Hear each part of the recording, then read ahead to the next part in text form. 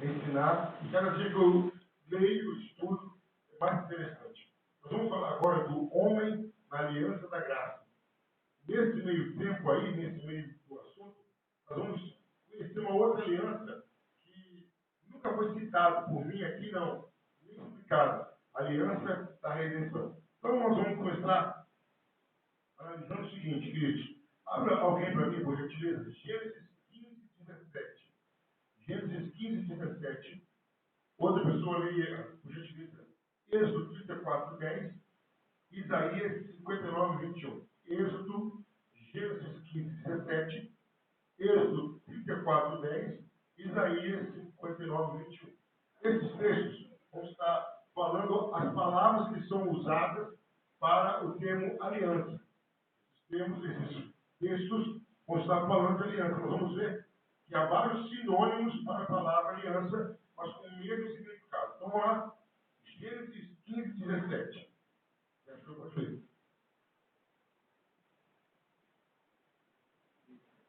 Isso. Outra pessoa procura Êxodo 34, 10. E uma outra pessoa, Isaías 59, 21. Isaías já está na sala.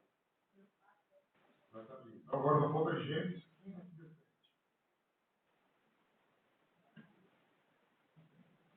Entendeu que foi o sol, houve escuridão, e eis um forno de fumo e uma tocha de fogo que passou para dois detalhes. Bom, queridos, aí foi quando Deus confirmou a aliança com Abraão. Quando Deus confirmou o acordo com Abraão. Como que era o costume na época? Pegava-se alguns animais, cortava-se o animal no meio, e as partes que faziam parte da aliança passavam entre as partes cortadas. Então, pegou um boi, metade do boi aqui, a outra metade ali. Ovelha, metade lá, metade de cá. O pombo, metade lá. E as duas pessoas, as duas partes contratantes da aliança, passavam por ali. Então, a primeira significado da palavra vinha ter essa ideia de cortar. Porque eram cortados os animais como símbolo de aliança. E ali a gente já via a presença de sangue. Aliança pesada era aliança com sangue. E aí foi isso que aconteceu. Abraão corta, se você ler depois do texto, você vai ver que depois Deus vem e passa como fogo, confirmando a aliança com Abraão. Com o passar do tempo, a palavra que significava cortar, separar, passou a significar, e são os próximos textos que nós vamos ler, passou a significar estar junto, fazer um acordo mútuo, que nós vamos ver agora em Gênesis, Êxodo 34, 10, Isaías 59, 21. Êxodo 34, 10.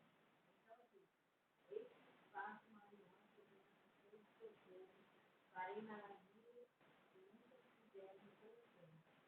Nem a informação de maneira que eu estou, escuta, meio de vontade.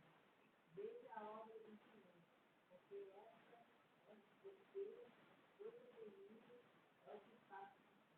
O que diz aí? Vou fazer uma aliança que jamais foi feito o povo nenhum. Agora Isaías 59, 21.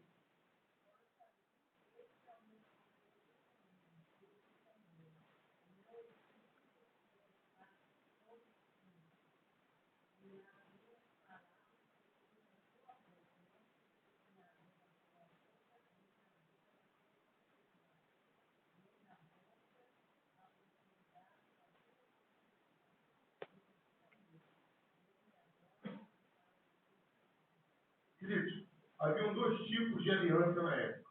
Uma aliança de um acordo mútuo entre duas partes iguais. Duas pessoas entraram no acordo. Olha, vamos fazer tal coisa. Esse tipo de aliança. E havia um outro tipo de aliança que era imposta por alguém superior. Então, a aliança feita com o homem era esse segundo tipo de aliança. Deus impôs ao homem. Não era uma alternativa se o homem ia querer ou não. Olha, a situação é essa. Eu te dou isso, Deus falando, em compensação, você faz isso. Essa é a aliança. Então tinha dois tipos de aliança. Uma de partes iguais e outra que era imposta por alguém superior, que é o caso dessa aliança aqui. No Novo Testamento, não é muito diferente. Também se fala sobre aliança. E é bem forte sobre aliança. Vamos ver lá. Hebreus, capítulo 9, 16 e 17.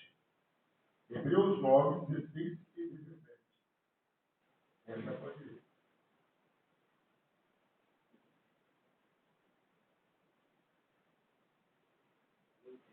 9, 16 e 17. Porque onde está o testamento?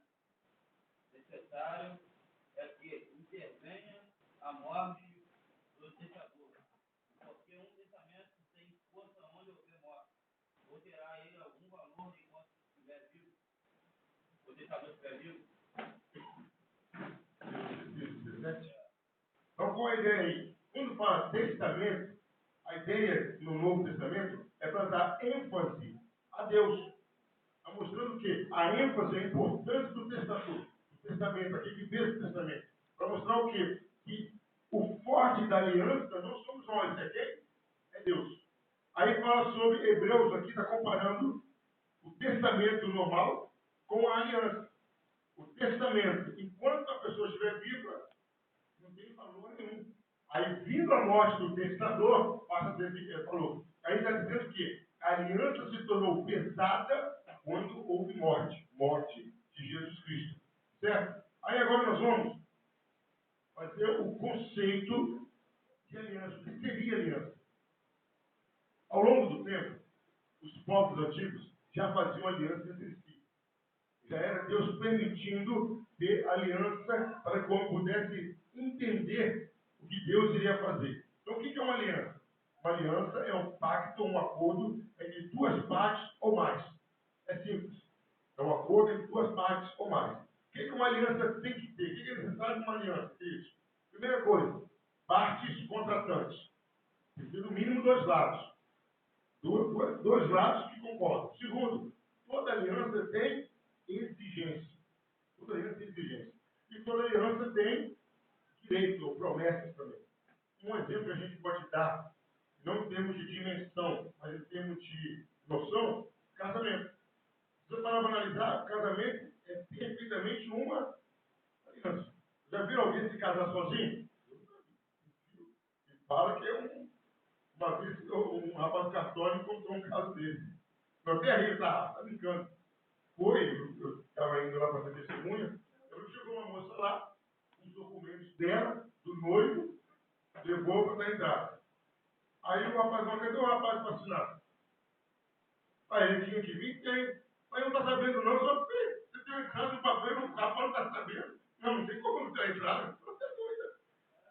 Era surpresa, mas que surpresa, né? Oh, que surpresa. Então, queridos, o casamento é parecido com a aliança, é uma aliança porque tem que ter, no mínimo, duas partes contratantes. E a aliança tem o quê?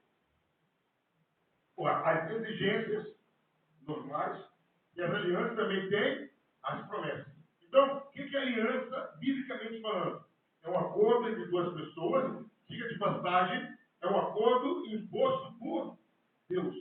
Não foi iniciativa nossa, vou fazer uma aliança com Deus. Tinha um cântico, eu não sei se a gente chegou a cantar na nova aliança, mas, não, cântico não, perdão. Alguns pregadores falam assim, fulano, hoje é dia de você fazer sua aliança com Deus. Biblicamente, queridos, um pouquinho que nós vemos aqui, nós vamos ver muito mais. O ser humano, algum momento, teria condições de iniciar uma aliança com Deus? Ó Senhor, eu quero que o Senhor me dê isso que eu vou dar aqui. Eu falo, é de brincadeira, só uma aliança comigo. Você está me chamando para uma aliança. Não, a iniciativa da aliança sempre é de Deus. Mas tem um cântico, eu não sei se a gente já cantou aqui, é um cântico correto. Jesus é a aliança entre você e Deus. Nós não temos aliança com Deus. Não, pastor, não. A nossa aliança é com Jesus. A gente faz com Jesus e aí a gente tem direito a outras bênçãos em relação àquela aliança. Aí, queridos, nós vamos entrar agora, só para a gente diferenciar. Nós já vimos a aliança das obras. A aliança das obras baseava no quê, queridos? O próprio nome facilita. O que era a aliança das obras? Eu dou uma proposta para Abraão, lá em Gênesis, capítulo 2, se não para a memória. Não coma do fruto da árvore do conhecimento do bem e do mal. Se você comer, vai morrer. Então era questão de fazer. A aliança das obras era algo de fazer. Isso era a aliança das obras. Agora vem aliança da graça. O que é a aliança da graça? É uma aliança que eu não tenho que fazer? Não fazer nada? Isso não. Porque quem fez a aliança foi quem? Jesus me representou. A aliança das obras, eu era representado por quem? Por Adão. A aliança da graça, eu sou representado por quem? Por Jesus. Então, quem fez foi ele. Aí agora, que vem uma coisa interessante, queridos. Entre a aliança das obras e a aliança da graça, existe uma aliança chamada aliança da redenção. Essa é a primordial. Eu mesmo falei já em não citá-la mais vezes, mas é a aliança primordial. Alguém abre a Bíblia para mim? Eu vou pedir para todo mundo. Temos a Bíblia? Temos. Vamos lá. Pastora, Zacarias 6,13. Amélia, Efésios 1,4.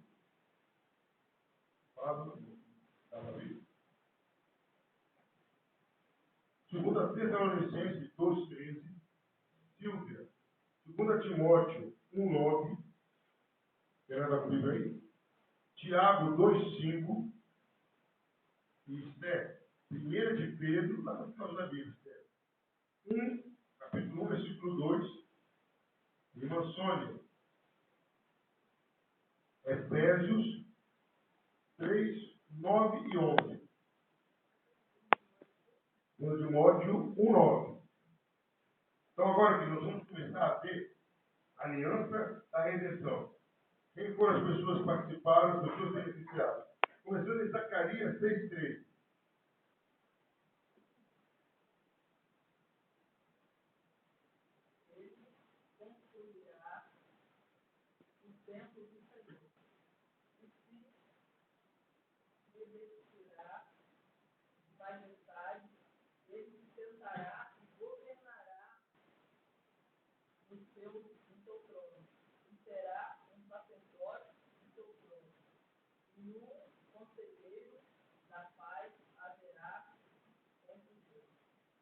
O que acontece no texto? Lá está tendo um conselho, houve um acordo entre o sacerdote e entre o rei, que iriam governar juntos. Houve um acordo, houve uma reunião. E aí, a primeira coisa que a gente começa a ver nesses textos que vocês vão ler, é que o plano da redenção já estava incluído no decreto ou no conselho eterno. Já era plano de Deus que haveria a redenção. Vamos ver os textos agora? Efésios 1,4.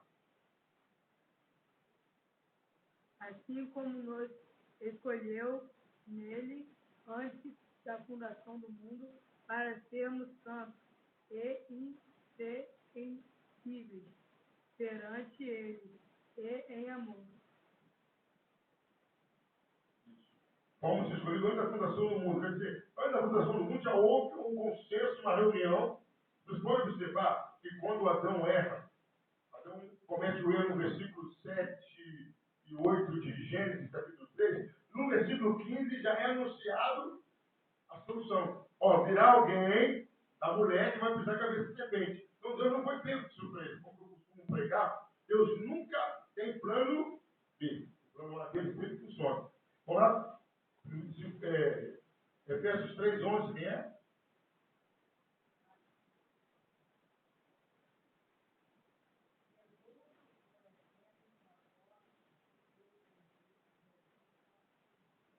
Então, segundo o eterno propósito que ele fez em nosso Senhor. Então, em Jesus, Deus já havia planejado a nossa redenção. Para 2 Tessalonicenses 2,13.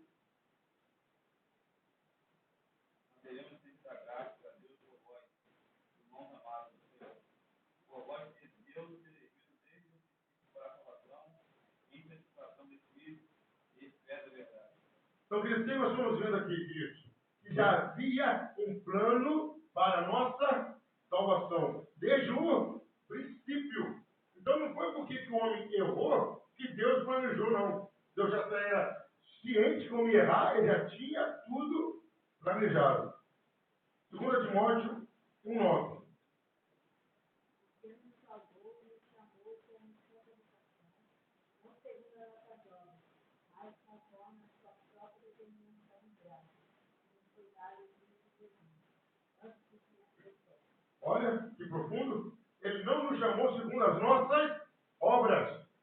Mas ele já nos chamou antes da fundação. Então já era plano de Deus sermos salvos. Agora, Tiago 2,5.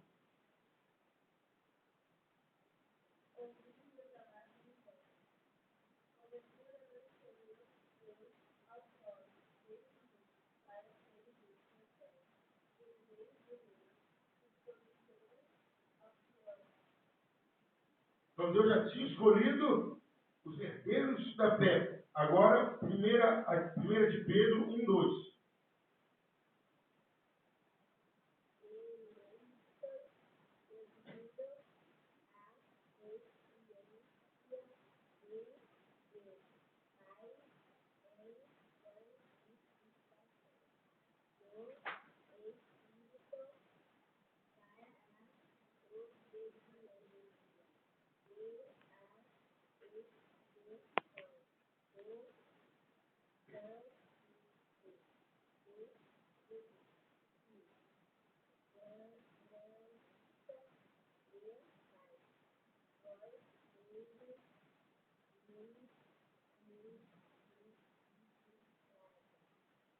Aí, eleito segundo a presciência de Deus. O que é ter presciência?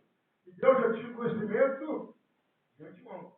Deus sabia que quando você ou eu viéssemos a ouvir o Evangelho, a gente iria aceitar. Vamos fazer isso, aceitar. Deus sabia. Então, nós somos eleitos por isso. Deus nos escolheu. Então, o que acontece no plano da aliança da redenção? Deus Pai foi quem originou. Ele que bolou o plano. Deus Filho foi quem executou. E Deus Espírito Santo é quem aplica. É até uma coisa que a gente fala de uma maneira correta, mas não com a mesma profundidade. Você já viu falar isso? Eu acho que se eu falar isso numa hora do apelo, a pessoa não vai nem entender. Quem quer aceitar Jesus hoje? A ideia que a gente passa é que abre o coração para Jesus entrar. Na verdade, nós estamos falando aqui com a pessoa. Quem aceita que Jesus o represente através do seu sacrifício. Porque quem passa a morar na gente é quem? É o Espírito Santo. É o Espírito Santo que mora na gente. Então, Deus Pai é o originador, Deus Filho o executador e Deus Espírito Santo o que aplica. O Espírito Santo que aplica esse plano da redenção em nossas vidas. Outra coisa interessante, a passagem da Escritura aqui não somente mostra que o plano divino da salvação dos pecadores é eterno, mas também indicam que esse plano é da natureza de uma aliança. Isso fala das promessas a ele feitas antes do seu advento. O que quer dizer isso? Houve um acordo entre Deus e Jesus Cristo. Deus falou, olha, eu preciso que alguém ganhe a salvação para os pecadores.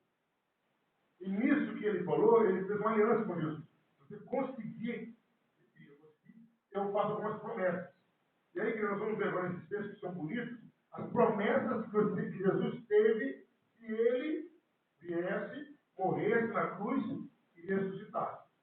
Então a gente não olhou esse lado. Quando Jesus veio, ele veio com promessas também. Ele veio tendo recompensa para receber. Porque, queridos, tudo que alguém faz para Deus recebe recompensa. E Jesus foi criado diferente porque quem foi que fez mais alguma coisa para Deus que Jesus? Ninguém. Agora ele ia vir por nada. Ele veio por amor, ele veio, mas ele recebeu recompensa, promessas. Vamos ver algumas promessas? Promessas que Jesus recebeu mesmo antes de estar na terra. Jesus fala, João 5:30 e 43.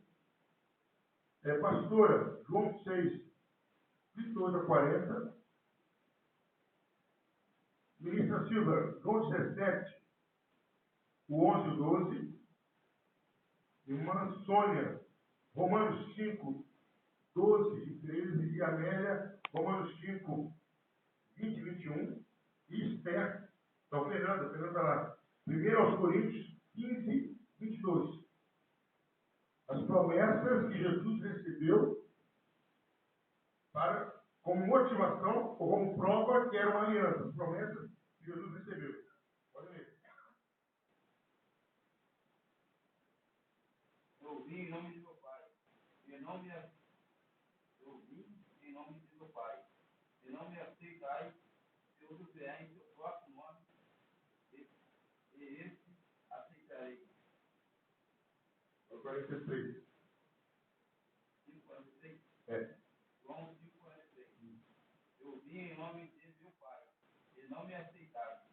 Se outro vier em seu próprio nome, e esse aceitarem, como podeis vós recebendo honra uns dos outros, e não buscando a honra que vem só de Deus? Primeira promessa de Deus para Jesus, você vai em meu nome, eu vou garantir a sua presença lá. Primeira promessa é essa, olha, pode ir falar em meu nome, eu garanto a sua presença lá. A primeira promessa é essa. É igual alguém mandar você ir, ó, vai fazer um negócio lá. Pode ter garantia? Não, não tem, não.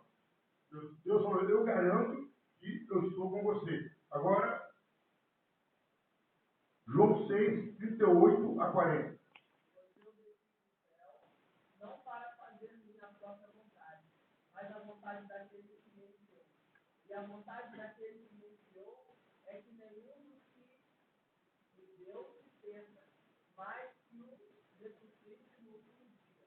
Porque a vontade de meu Pai é que todo homem que olhar para o Filho e nele crer tenha a vida eterna, e eu o ressuscitarei no último dia. Então, qual foi a promessa? Ó, todo aquele que ele me deu, no último dia, vai ressuscitar. Ó, é seu. Não vou ficar por muito tempo sob o poder da morte. É uma promessa de Deus. Acredite, ó, quem crê em você, quem olhar para você e crer, será salvo. E vai ressuscitar junto com você. Vai reinar junto com você. A promessa de Deus. Olha o peso de Jesus. Quando ele aceitou e venceu, ele não venceu pensando só nele. Ele venceu o quê? Ele venceu pensando o quê? Se eu vencer, os meus vencerão também. Então, venço e essa turma toda é comigo. Então, Jesus foi fazendo acordo, o que é bonito nisso, Jesus foi fazendo acordo pensando na gente. Tipo assim, vamos imaginar isso, com todo respeito. Ele foi negociando com Deus, mas o que ele pedia para ele era visando nós também. Senhor, o Senhor vai me dar isso, e os meus? Não, eles vão se perder, não. O Senhor vai me dar aquilo, eu vou ressuscitar e os meus. Eu vou ressuscitar com você também. Quem é que vai fazer o curso? Primeiro é ele, ó. Como diz, né? Farinha pouca, meu filho, é o primeiro. Jesus, não. Meu filho, eu vou estar com você. Não, e os outros? Não, qualquer coisa também. Meu filho vai ressuscitar e os outros? Não, vai ressuscitar também. Aí é o que Paulo diz. Assim como nós padecemos com Jesus, iremos. Quem está com a Bíblia, quem não vai ler ainda, lê aí Romanos 8, 17. Vocês verem o que Paulo fala de uma maneira brilhante. Romanos 8, 17. Agora vamos voltar àquela sequência que eu tinha dado antes. Romanos 8, 17. Quem achar pode ler.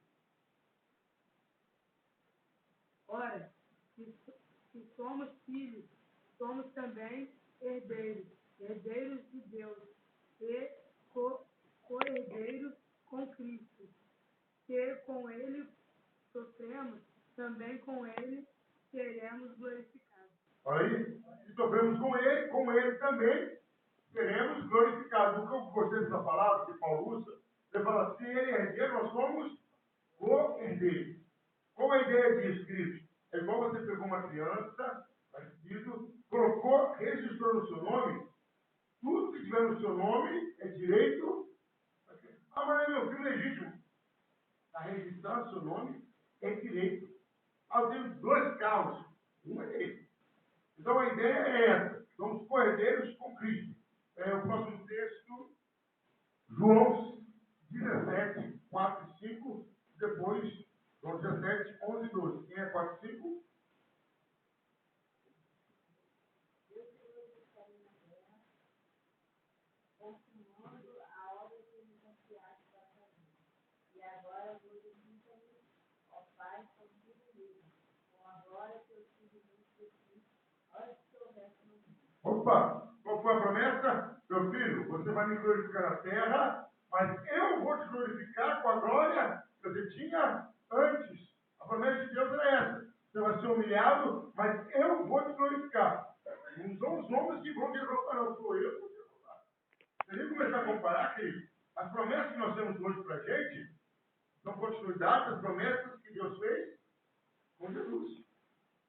É o crente que fica meio desatento, mas pode observar. Olha, você faz a minha vontade, Você vai me honrar aí embaixo e aqui em cima eu te honro também. Certo? Agora, 17, 11 e 12. Já não estou no mundo, mas eles continuam no mundo. Ao passo que eu vou para me divertir. Pai Santo, guarda-os no teu nome e me desce, para que eles sejam um, assim como nós. Quando eu estava com eles, guardava o teu nome e me desce. Protegiu. Nenhum deles se perdeu, exceto a sua permissão, para que cumprisse esse filho. Olha a preocupação de Jesus. Pai, eu vou para o Senhor, mas eles vão ficar. E ele falou, guarde. Era a promessa de Deus, não, meu filho. E Jesus falou ali, quando eu estiver aqui, eu os guardei.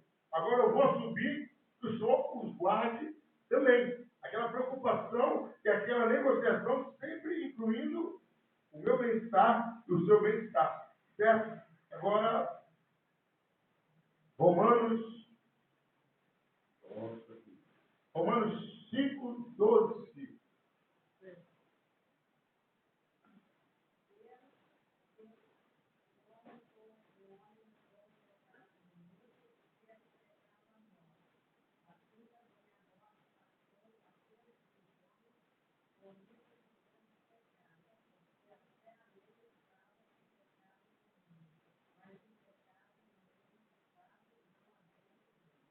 Então, falou primeiro que, assim como o pecado entrou no mundo por um homem, aí esse texto vai falar lá na frente, a vida também entrou no mundo por um homem, por Jesus Cristo. Agora é Romanos 5, 21. 20 e 21. É quem? Veio, porém, a lei para que a ofensa abundasse, mas onde o pecado abundou, abundou a graça de Deus. Para que assim como o pecado reinou na morte, também a graça reinasse pela justiça para a vida eterna. Por Jesus Cristo, nosso Senhor. Então, qual foi a promessa que Jesus recebeu? A vida eterna só para ele? Não, a gente também. Agora, 1 Coríntios 15, 22.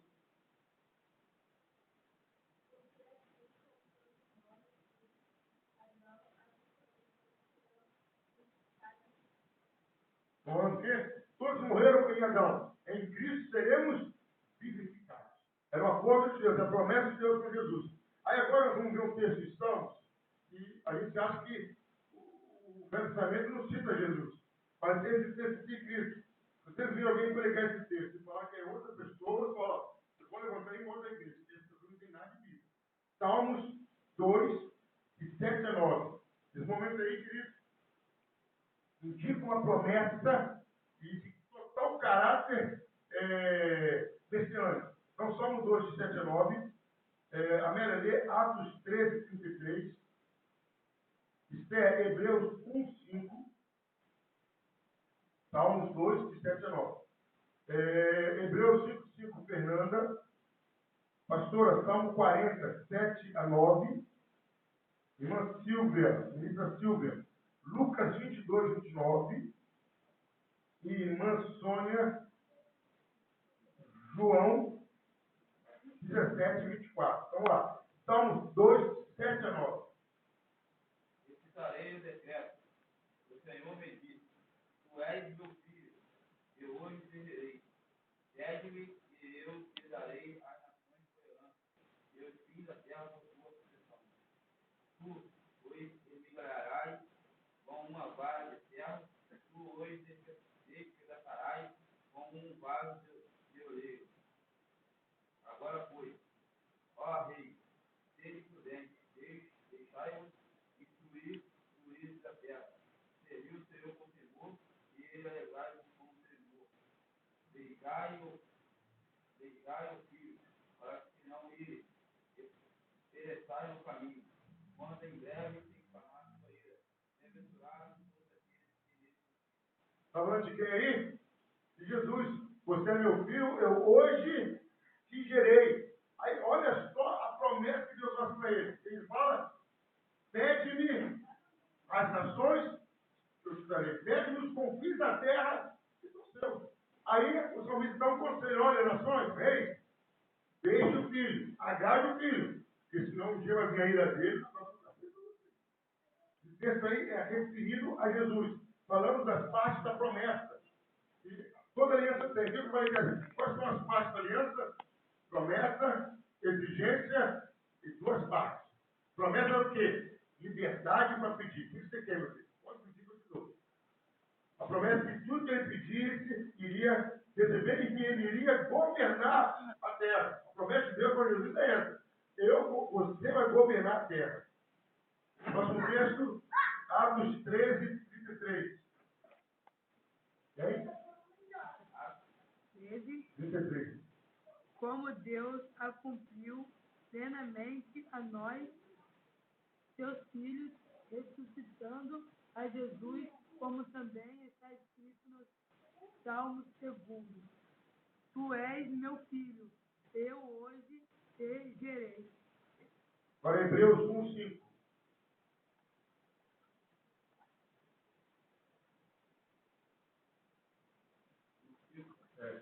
Porque a qual os anjos se chamaram, tu és meu filho. Porque a qual os anjos se chamaram, tu és meu filho, hoje te gerei. E outra vez, eu lhe serei por pai, e ele será por filho. Então, mais uma vez, Deus está falando aqui, ó. Jamais, não tem ninguém igual a Jesus. Você é meu filho, eu te gerei, você como filho, eu vou ser com seu pai. É essa parte da aliança. Então, a aliança da redenção foi feita entre quem? Deus Pai e Deus Filho. O acordo entre os dois. E a beneficiar todo mundo. Mas, então, vamos repetir. Quantas alianças existem na Bíblia? Aliança das obras, aliança da graça, que estamos começando a ver, e estamos vendo agora o que é a aliança da redenção. A aliança da redenção está sendo feita entre quem? Deus Pai e Deus Filho. Vamos continuar. Salmos, Hebreus 5:5. Quem é?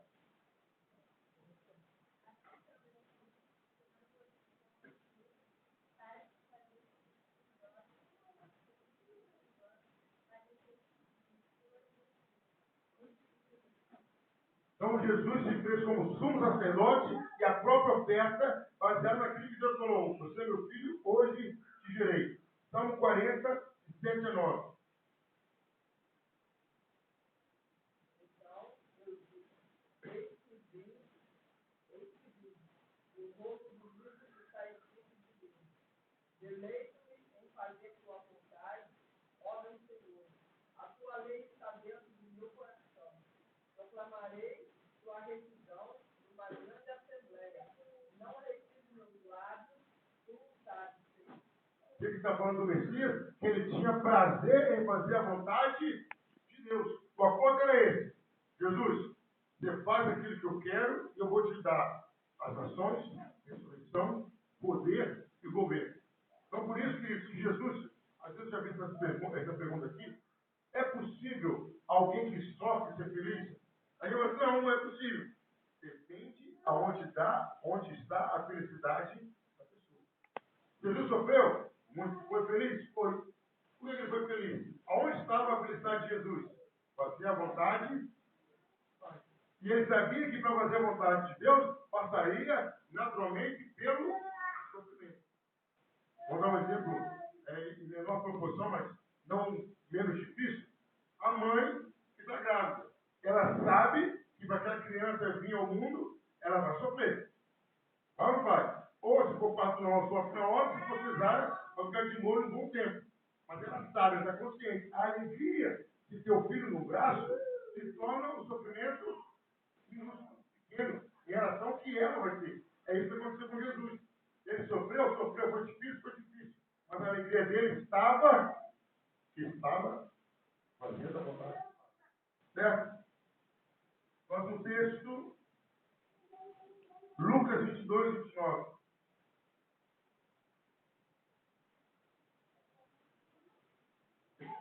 Lucas capítulo 22, versículo 29.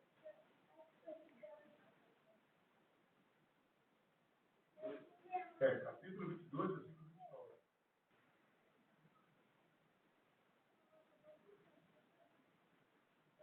29. Eu vou destino o reino, como meu pai me ensinou.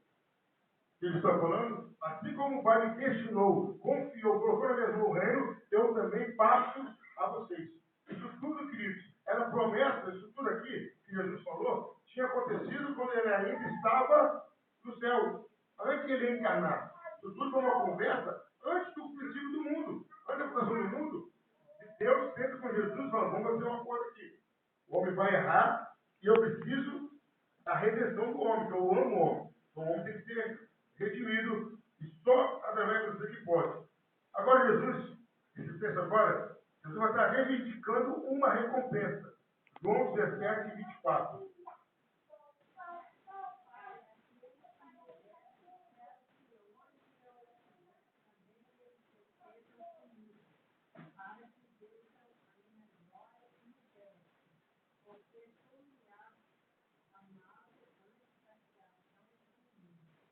O que Jesus está reivindicando aqui? Pai, aqueles que o Senhor me deste, leva para onde eu for. Jesus está reivindicando, senão que houve uma promessa em cima disso. Então, querido, houve a promessa sobre a aliança da redenção. Agora nós vamos falar o seguinte. O papel do filho na aliança da redenção. Qual é a posição do filho? Qual é a posição oficial de Cristo nesta aliança?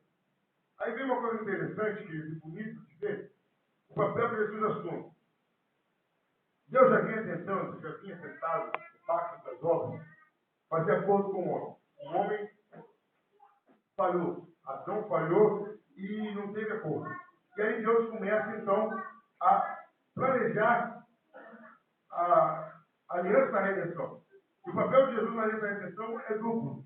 Primeiro, ele é o fiador, o penhor. O que é o fiador, queridos? É fácil. O que é o papel do fiador?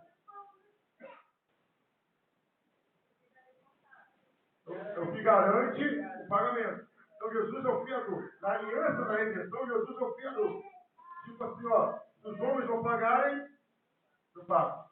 Minha conta. E ele não é só fiador, ele também é o chefe da aliança. O que quer dizer isso? Ele era o nosso representante. Então, olha a moral, vamos dizer assim, essa palavra, que Jesus tinha. Ele era o fiador da compra dele mesmo. É igual se eu comprar um carro, cadê o fiador? Sou eu. E a pessoa aceitar. Porque você tem que estar com muito bom crédito para acontecer isso. A aliança da redenção é essa. Qual o papel de Jesus na aliança da redenção? Ele é fiador e ele é o chefe da aliança. Como eu texto, preciso ler para a gente Hebreus 7, 22. Jesus é o fiador e o chefe da aliança. 7, 22. Tanto melhor com tempo Quando a Bíblia chama Jesus de fiador, quem é fiador? O que garante o pagamento. Então, qual é a garantia de Deus que a aliança da redenção ia funcionar? Jesus.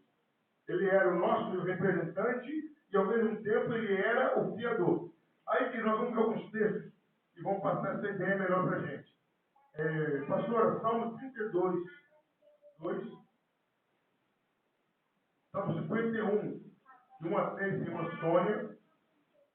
Salmo 103, 3, diaconisa Josi. Presbítero Pablo, Isaías 43, 25. Amélia, Romanos 3, 3. Fernanda, Gálatas 3, 6 a 8. E Gálatas 3, 9. O que nós vamos ver aí? Cristo encarregou-se incondicionalmente de prestar satisfação ao seu povo e, portanto, como fiador no sentido específico da palavra. O que quer dizer isso? Cristo não condicionou. Cristo falou assim, vai depender. Não, Jesus falou assim, eu sou fiador incondicional. É igual, vamos supor, se alguém te chamar para ser fiador, qual a primeira coisa que você vai fazer? As condições vai ser. Você é fiador porque ele vão ver que você está comprando. Jesus não. Ele virou para Deus e falou, eu sou fiador incondicionalmente. Independente do que for, eu sou fiador. É isso que os textos vão falar para a gente. Vamos lá? Salmo 32, 2.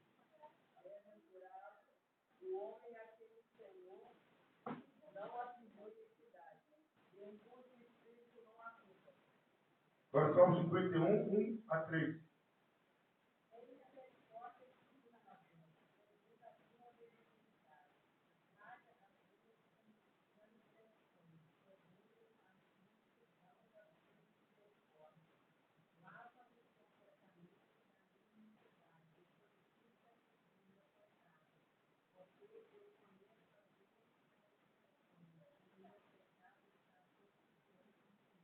Salmo 103, 3.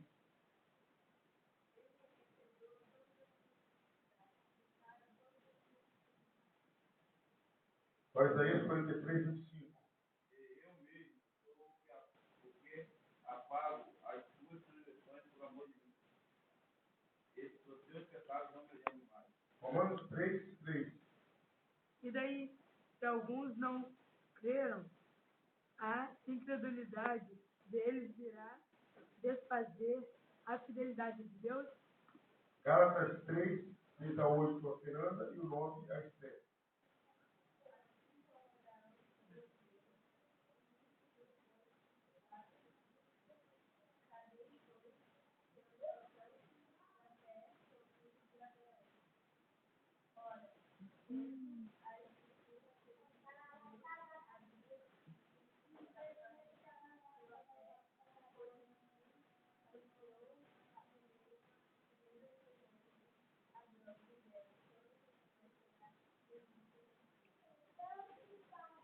Agora, 9. 3, 9. De modo que os da fé são ardentes, com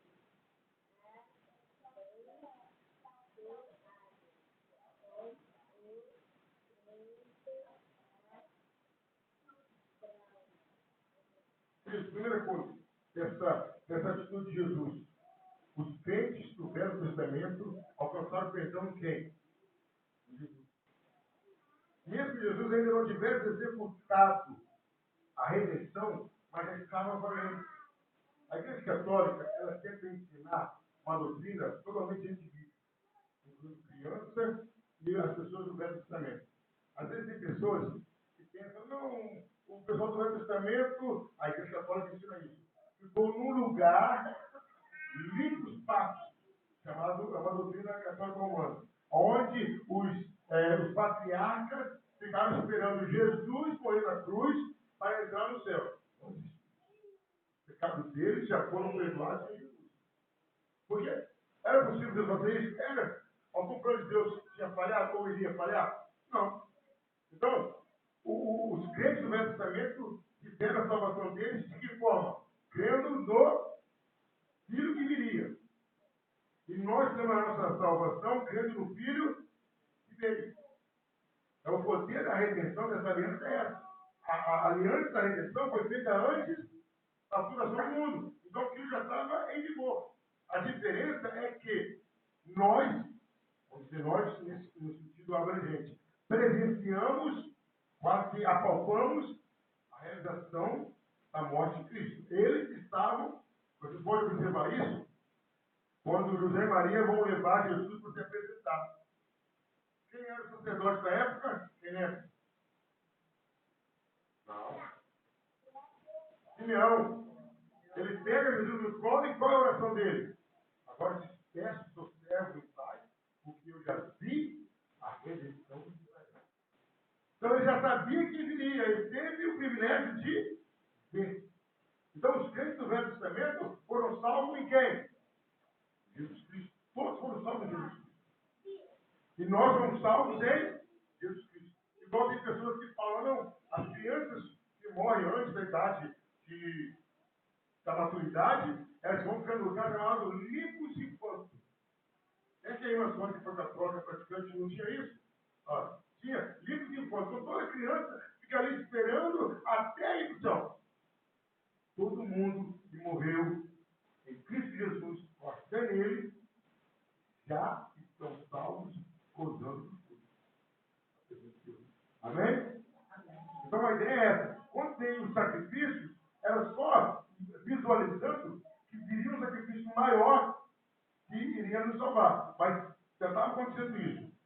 Outra coisa interessante que, sobre o fato da redenção é que a ideia que o ato de Jesus foi absoluto, foi total. Não teve meio termo. Como se ainda fosse possível o pecador pagar por si mesmo. A provisão para a redenção dos pecadores é absoluta. Ninguém tem que fazer mais nada para salvação.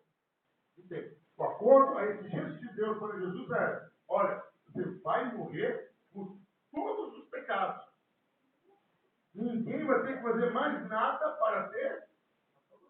Pô, não tem que fazer isso, não. Era pleno, era total. Então a exigência de Deus para Jesus era essa. Olha, tenha consciência.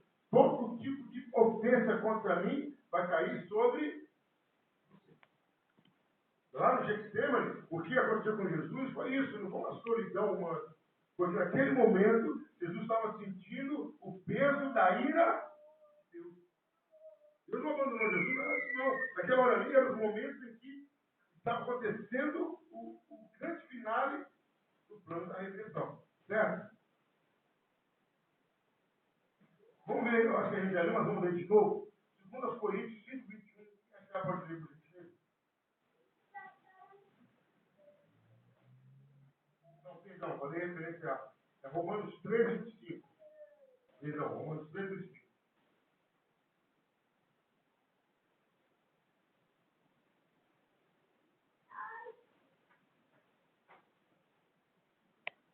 Romanos 3, 25.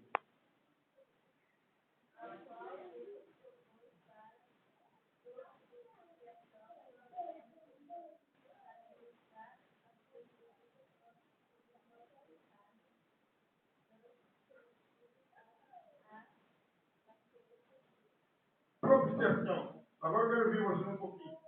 Já ouviu essa palavra antes? Quem já ouviu essa palavra antes? O que significa propiciação, propício ou propiciar? É uma palavra que a Bíblia, a gente não fala muito aqui, mas é uma palavra bem bíblica e importantíssima. Vou facilitar. Qual o nome? Aí é fácil. Qual o nome da tampa da Arca da Aliança? Propiciatório. O que acontecia naquela tampa ali? Quem lembra na época do sacrifício? O que se fazia naquela tampa? Não, era onde derramado o sangue do sacrifício. Então, o que quer dizer a palavra propiciar? É tornar favorável. Então, quando diz Paulo em Romanos 3,5 que Cristo era a propiciação, quer dizer o quê? Que Cristo tornou Deus favorável a nós. Deus antes não queria conversa com a gente, vamos dizer isso claro. Não que Deus não nos amasse. As nossas atitudes provocavam o quê? A ira de Deus. Por mais que você ame alguém, a pessoa está errando, está amando. Só que chega uma hora que mistura a pessoa com a atitude. Tem hora que não tem como se separar a atitude da pessoa. Aí eu amo, mas tem hora que não tem como separar. As atitudes nossas iam despertando a ira de Deus. Basta analisar isso. Você ama uma pessoa e a pessoa só faz coisa para te irritar. Vai chegar uma hora que você vai evitar o contato e senão você acabar fazendo uma coisa trágica. Era essa a situação da raça humana com Deus. Era a ira de Deus. Quer ver? Abre para mim a Bíblia, por gentileza. Isaías 53, versículo 4 a 9. Isaías 53, 4 a 9. Cada um lendo um versículo, por gentileza. Isaías 53, de 4 a 9. Certamente ele tomou sobre si as nossas enfermidades e as nossas dores, levou sobre si e nós o reputávamos por aflito, ferido de Deus e oprimido.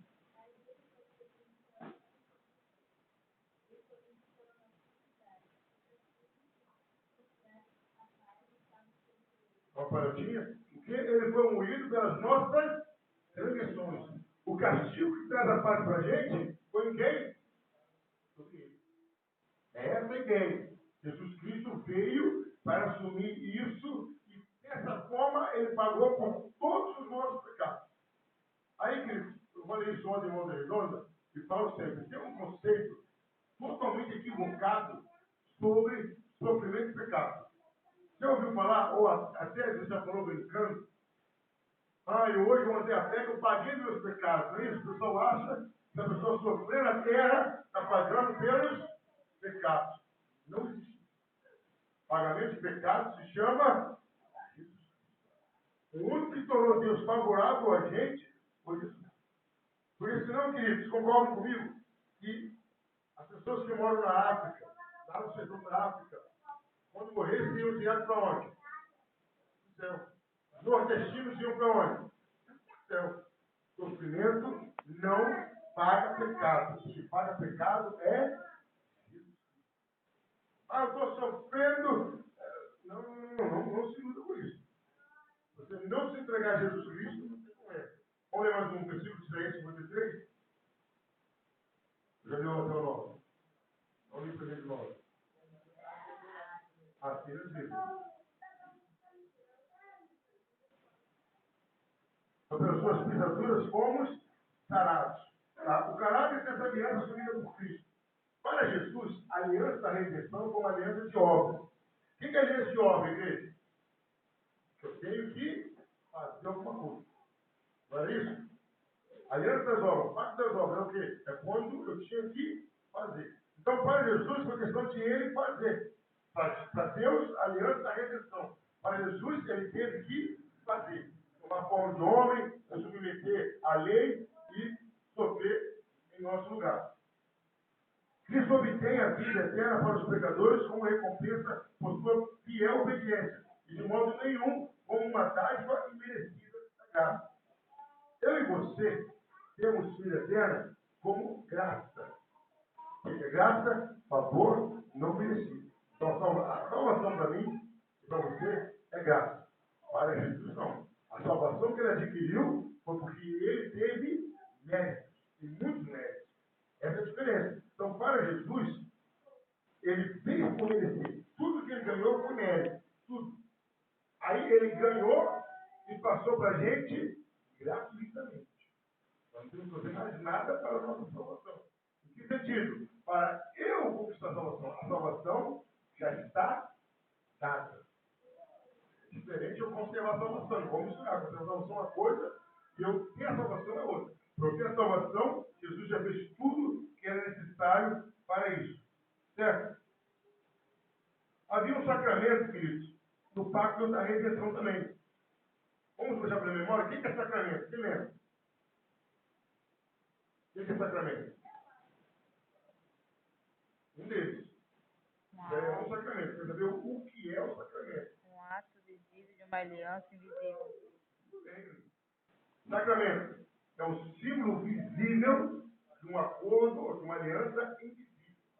E qual era esse símbolo que Jesus teve que usar porque ele estava debaixo da lei? Vamos entender uma coisa, querido.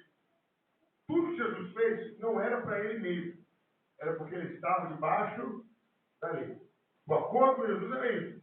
Tudo que a lei exige, você tem que cumprir. Mateus 3,15. Tudo bem que aconteceu nesse texto, mas fora de conta. Mateus 3,15. O que acontece nesse texto? Eu sempre procuro ler para a gente.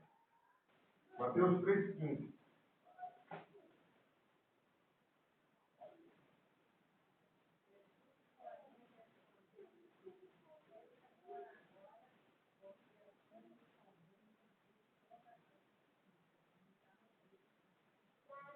Jesus vai até quem? João Batista para ser batizado. João Batista olha para Jesus e fala, não, eu que tenho que ser batizado por você, o teu Senhor sobre a mim. Ele fala, faça assim, para que se cumpra a lei. Então, o fato de Jesus ser batizado era também o cumprimento do sacramento da lei. Jesus tinha que passar por todos os rituais. Foi apresentado no 8º dia, foi circuncidado, foi batizado, porque ele estava cumprindo a lei. Por isso que nenhum de nós precisa cumprir a lei para a salvação. Jesus cumpriu fiel e cabalmente a lei. Bom, para a gente ir finalizando, os requisitos, o que foi cobrado de Jesus para essa aliança da redenção. Requisito. O Pai exigiu do Filho que comparecesse nessa aliança como fiador e chefe do seu povo como último Adão, para que se fizessem correções pelo pecado de Adão, e dos que o Pai lhe dera, e fizesse o que Adão deixou de fazer, guardando a lei e assim garantindo a vida eterna a toda a sua progênie espiritual. Então, o que Deus exigiu de Jesus? Que ele fizesse tudo o que Adão não fez, fosse o criador e chefe dessa aliança. Certo? Primeiro, para que Jesus fizesse isso, ele tinha que assumir a forma humana. Ele tinha que se tornar homem. Se Jesus não se tornasse homem, tudo que acontecesse seria fácil. Era carne que tinha que ser cobrada, era a raça humana que tinha que ser cobrada. Então Jesus assumiu a forma humana. Só para a gente terminar, vamos ler esses textos aqui. Prefiro Pablo, lê para a gente Gálatas 4 e 5. Pastor, Hebreus 2:10. Irmã Sônia, Hebreus 2:11. Dragoniza Josi, Hebreus 12:14. Fernanda, Hebreus 2:15. E Amélia, Hebreus 4:15.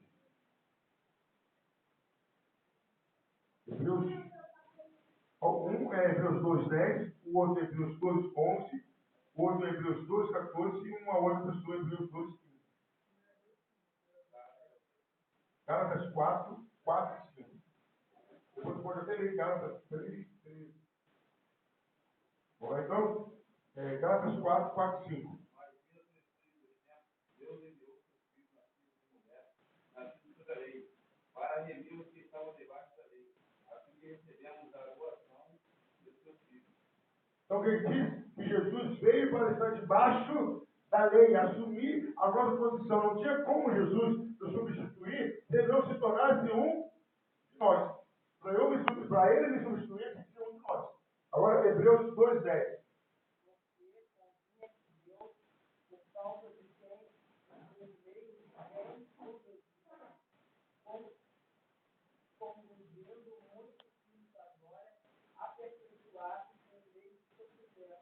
O autor da salvação. Agora, 2:11.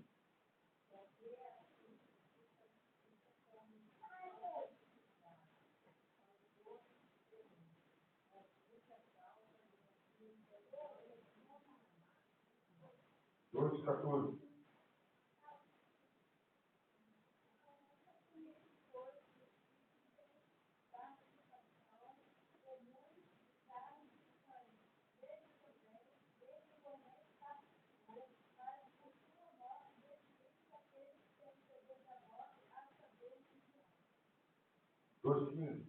E livrasse todos que pelo favor da morte estavam sujeitos à escravidão por toda a vida. Agora, 4:15, depois você vai ler 3:13.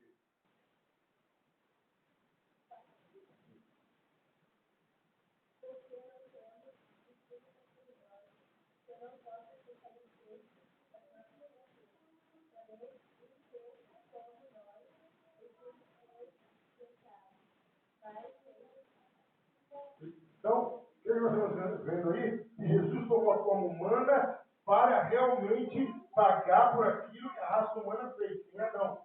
Jesus não toma essa forma humana, ele não poderia, nada que aconteceu seria verdadeiro, seria um teatro. Porque Jesus não tomou forma humana, então ele ia sofrer espírito. Nada. Então Jesus tomou forma humana, sim. Há pessoas que querem dizer que não, Jesus tem espírito, não. Ele tomou forma humana porque ele tinha que nos substituir exatamente assim. Esse texto agora de Gálatas 3:13 é muito forte. Pode ver. Cristo resgatou da maldição da lei, fazendo-se maldição por nós, porque maldito todo aquele que fosse criado uma vez. Então Cristo era a fonte da bênção, ele se fez maldição por nós, para que a gente fosse livre disso. Então Jesus tomou a forma humana, que o diabo, ele aprisiona o homem através da mentira que ele prega que ele pode matar. E o homem tem medo do diabo. Então Jesus veio para mostrar que ninguém tem mais poder sobre a carne, aquela carne que se entregou a ele. Jesus veio para desfazer todo tipo de maldição, de prisão e de escravidão. Por isso que ele tinha que tomar a forma humana. Amém? Alguma dúvida, querido? Alguma pergunta?